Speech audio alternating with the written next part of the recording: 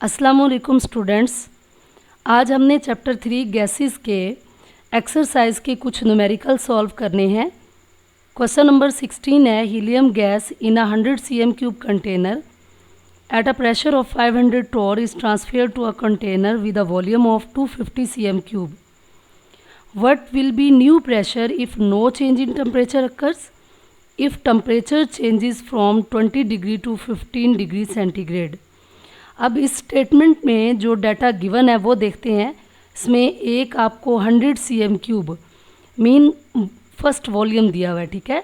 उसके बाद आपको 500 torr फर्स्ट प्रेशर दिया हुआ है, transfer to a container with a volume of 250 cm cube, ये सेकंड वॉल्यूम दिया हुआ है। और what will be new pressure, यानी हमने सेकंड प्रेशर फाइंड आउट करने हैं। और दो केसेस हैं। केस नंबर 1 है if no change in temperature occur, और केस नंबर 2 है if temperature changes from 20 degree to 15 degree centigrade. तो सबसे पहले केस नंबर 1 डिस्कस करते हैं। V1 गिवन है 100 cm क्यूब, ये लिखा हमने। उसके बाद P1 गिवन है 500 torr, वो लिखा।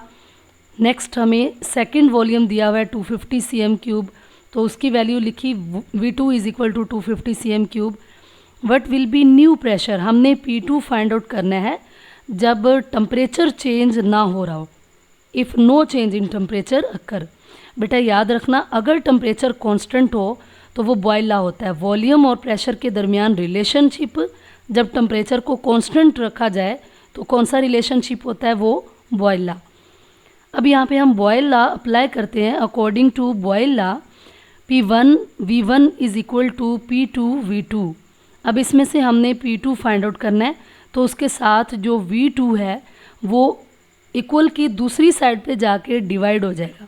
तो इसीलिए जब P2 में वैल्यूज़ पुट की तो P1 हमने 500 torr लिखा, फिर V1 100 cm क्यूब है, बाय V2 कितना है 250। अब देखिए V2 डिवाइड हो गया है, तो उसकी कैलकुलेशन से जो वैल्यू आई है वो कितनी है 200 torr। अब एक और बात, यहाँ पे चूँकि जो प्रेशर का यूनिट है वो torr यूज़ किया है, तो जो सेकंड प्रेशर की वैल्यू आएगी वो भी किस में आएगी, torr में आएगी। If temperature changes from 20 degree to 15 degree centigrade. बाकी जो given data V1 P1 V2 या P2 हमने कैलकुलेट करना है, ये सेम उसी तरह है। क्या चेंज है, यहाँ टेम्परेचर भी, एक टेम्परेचर जो कि T1 है हमें 20 डिग्री सेंटीग्रेड दिया हुआ है। बेटा याद रखना कि न्यूमेरिकल सॉल्व करते हुए हम कभी भी टेम्परेचर डिग्री सेंटीग्रेड में यूज़ नहीं करते, पहले उसे केल्विन में कन्वर्ट करना है। और केल्विन में कन्वर्ट करने के लिए उसमें हम प्लस करेंगे 273, और उससे 293 केल्विन T1 आता है। T2 15 डिग्री सेंटीग्रेड है, और डिग्री सेंटीग्रेड को जब केल्विन में चेंज करना है उसमें 273 प्लस करेंगे 288 केल्विन।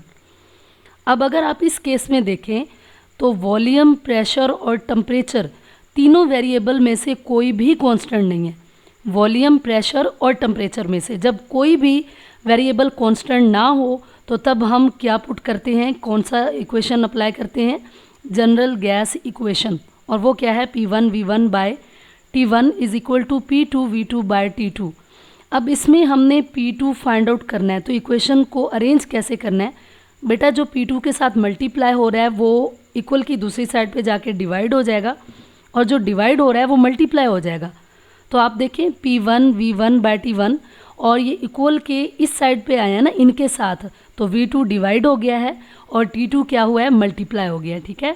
फिर हम इसमें वैल्यूज़ पुट करेंगे, P1 की V1 की ओवर T1 इंटू T2 की वैल्यू पुट की है जो कि ये देखें 288 है, बाय V2 की पुट की 250, तो उसकी कैलकुलेशन से जो सेकंड प्रेशर की वैल्यू आई है वो कितनी है 196.6 torr। क्वेश्चन नंबर 17 है, what are the densities in kilogram per metre cube for following gases at STP।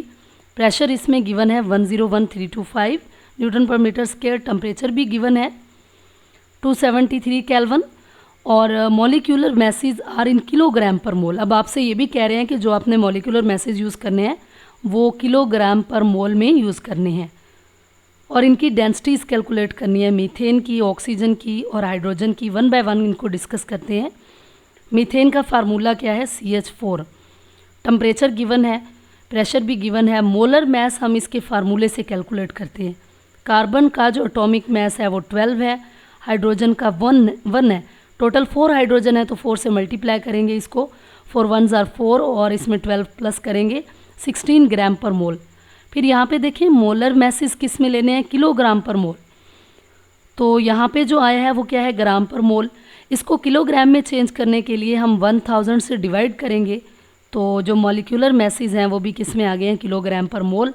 अब डेंसिटी की इक्वेशन पुट करेंगे जो कि है Pm/RT, ये हम आइडियल गैस इक्वेशन से डिराइव करते हैं। वैल्यूज़ पुट करेंगे और वैल्यूज़ पुट करने के बाद कैलकुलेशन से जो मीथेन की डेंसिटी आई है वो कितनी है, 0.714 kilogram per metre cube. Next oxygen है, टेम्परेचर गिवन है इसमें, ये स्टेटमेंट में टेम्परेचर 273 केल्विन टेम्परेचर गिवन है, प्रेशर भी गिवन है। मोलर मैस इसके फार्मूले से कैलकुलेट कर लेंगे। फार्मूला क्या है, O2 ऑक्सीजन का एटॉमिक मैस 16 मल्टीप्लाई बाय 2 से मल्टीप्लाई करेंगे तो 32 ग्राम पर मोल आएगा। फिर देखें बेटा, उन्होंने कहा है कि मॉलिक्यूलर मैसेज किस में लेने हैं, किलोग्राम पर मोल, तो यहाँ किस में आया है, ग्राम पर मोल। इसको किलोग्राम में कन्वर्ट करने के लिए 32 को 1000 से डिवाइड करेंगे तो जो वैल्यू आई है 0.032 किलोग्राम पर मोल, ये मोलर मैस है ऑक्सीजन का इन किलोग्राम पर मोल। डेंसिटी की इक्वेशन में वैल्यूज़ पुट करेंगे और उसकी कैलकुलेशन से जो आंसर आया है वो कितना आया है, 1.428 किलोग्राम पर मीटर क्यूब। अब सेम इसी तरह हाइड्रोजन की जो डेंसिटी कैलकुलेट करनी है, टेम्परेचर गिवन है, प्रेशर भी गिवन है, मोलर मैस इसके फार्मूले से, हाइड्रोजन का फार्मूला क्या है, H2। अब इसमें हाइड्रोजन का जो एटॉमिक मैस होता है 1, 2 हाइड्रोजन है, 2 से मल्टीप्लाई करेंगे 2 ग्राम पर मोल। फिर हमने इसे किलोग्राम में कन्वर्ट करना है तो 1000 से डिवाइड करेंगे, जो आंसर आ रहा है वो कितना है, 0.002 किलोग्राम पर मोल। और इसके लिए भी डेंसिटी इसकी कैलकुलेट करनी है। डेंसिटी का फार्मूला पुट करेंगे, D = Pm/RT, जो कि हम जनरल गैस इक्वेशन से ड्राइव करते हैं। वैल्यूज़ पुट करेंगे, P की, प्रेशर की, मोलर मैस की, जनरल गैस कांस्टेंट R की। अच्छा, एक और बात यहाँ आपकी क्लियर कर दूँ, अगर आप pressure Newton per metre square में ले रहे हैं तो तब आपने जो R की वैल्यू पुट करनी है 8.314 है, न्यूटन पर मीटर स्क्वायर, याद रखना। जब आप प्रेशर किस में यूज़ कर रही हैं, न्यूटन पर मीटर स्क्वायर, तो आप R की वैल्यू 8.314 पुट करेंगी। और अगर आप प्रेशर ATM में यूज़ करती हैं तो फिर आपने जो R की वैल्यू पुट करनी है वो 0.0821 है। ये दो वैल्यूज़ आपने R की याद रखनी है। इनकी कैलकुलेशन से जो ऑक्सीजन की डेंसिटी की वैल्यू आई है वो 0.0893 किलोग्राम पर मीटर क्यूब है। क्वेश्चन नंबर 18 है, sample of krypton with a volume of 6.25 dm³ and a pressure of 765 torr and a temperature of 20 degree centigrade is expanded to a volume of, अब ये देखिए ये first volume है और ये second volume है, and a pressure of, अब ये भी सेकंड प्रेशर आ गया, यहाँ भी प्रेशर है और स्टेटमेंट में यहाँ पे भी प्रेशर है। तो pressure of 375 torr, what will B it's final temperature in degree centigrade, इसमें हमने टेम्परेचर फाइंड आउट करना है। इम्पोर्टेंट क्वेश्चन है एग्जामिनेशन पॉइंट ऑफ व्यू से। तो डाटा लिखते हैं जो स्टेटमेंट में दिया हुआ है। V1 दिया हुआ है 6.25 dm³, प्रेशर P1 दिया हुआ है 765 torr, उसके बाद टेम्परेचर 20 डिग्री सेंटीग्रेड है। बेटा आपको एक बात दोबारा बता दूं कि टेम्परेचर आपने कभी भी डिग्री सेंटीग्रेड में यूज़ नहीं करना, न्यूमेरिकल सॉल्व करते हुए उसे पहले केल्विन में चेंज करना है। तो T1 को केल्विन में चेंज करने के लिए हम 273 उसमें प्लस करेंगे, 293 केल्विन बनेगा। T2 हमने फाइंड आउट करना है, ठीक है। फिर इसमें वॉल्यूम V2 भी दिया हुआ है 9.55 dm³ and a pressure P2 दिया हुआ है 375 torr, what will B it's final temperature, temperature हमने फाइंड आउट करना है। अब बेटा फिर बात नोट करें कि वॉल्यूम, प्रेशर और टेम्परेचर तीनों वेरिएबल में से कोई भी कांस्टेंट नहीं है।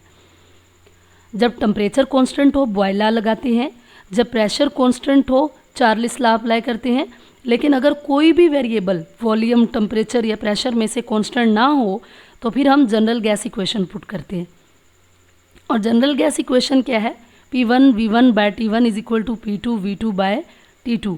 अब इसमें से हमने T2 फाइंड आउट करना है, ठीक है।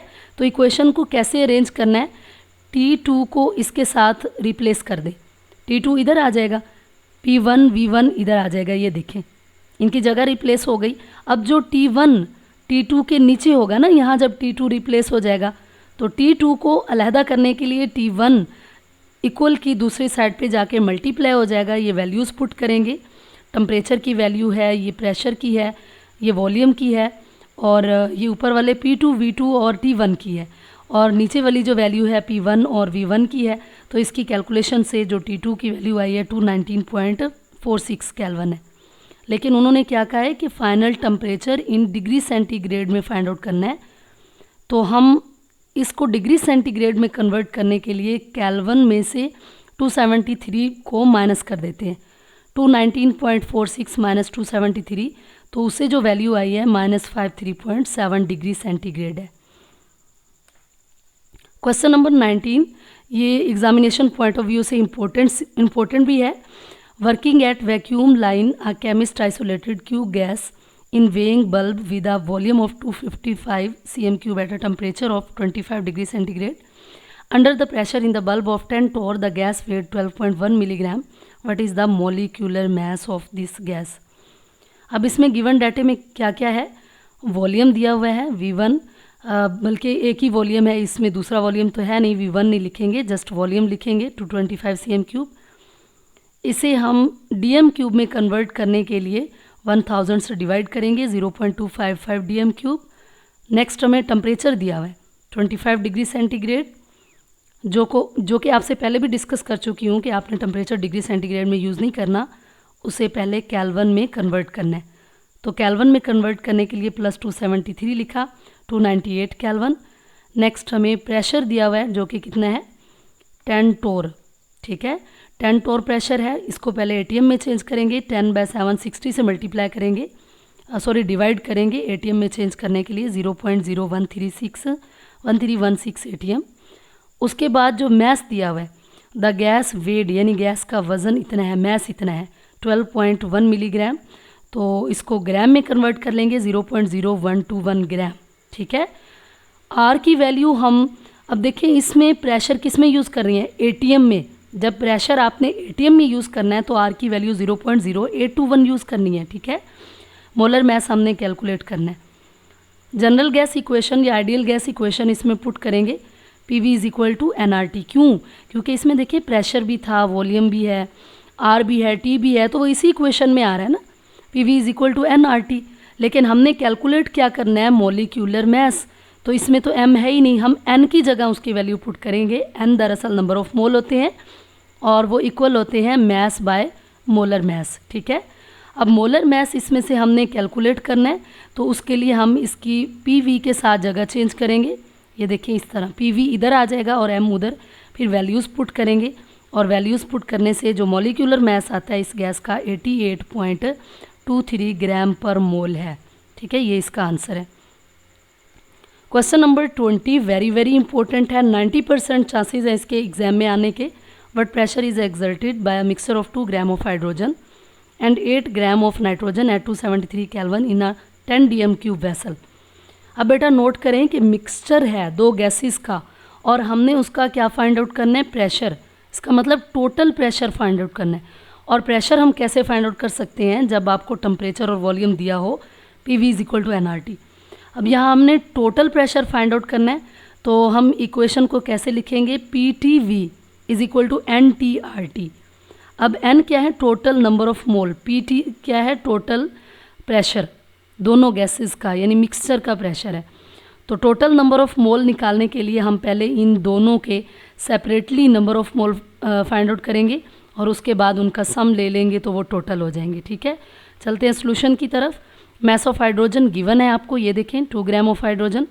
इससे मोलर मैस आप खुद से कैलकुलेट कर सकती हैं फार्मूले से, H2, और 2 × 1 करेंगे 2 ग्राम पर मोल। मोल्स इसके निकालने होंगे, तो मैस बाय मोलर मैस, 2 ग्राम इसका मैस है और 2 ग्राम पर मोल ये इसका मोलर मैस है। तो जो मोल आए हैं हाइड्रोजन के वो कितने हैं, 1 मोल, ठीक है।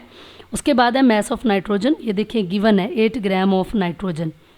Mass of nitrogen 8 gram, molar mass of nitrogen 28 ग्राम पर मोल। इसके मोल्स फाइंड आउट करने के लिए हम मैस बाय मोलर मैस लिखेंगे, ठीक है। तो यूँ इसके जो मोल आए हैं वो 0.286 हैं, ठीक है। Total number of mole find out करने के लिए हम दोनों के हाइड्रोजन और नाइट्रोजन के मोल प्लस कर लेंगे, तो इससे हमारे पास टोटल नंबर ऑफ मोल आ जाएंगे 1.286। नेक्स्ट हमें टेम्परेचर गिवन है और 273 केल्विन और वॉल्यूम भी गिवन है 10 dm³। ठीक है, इसमें हम dm³ में वॉल्यूम यूज़ कर रहे हैं, तो जो R की वैल्यू लेंगे वो कौन सी लेंगे 0.0821 atm dm³ per mole per kelvin. Total pressure find out करना है according to general gas equation PTV = NT/RT।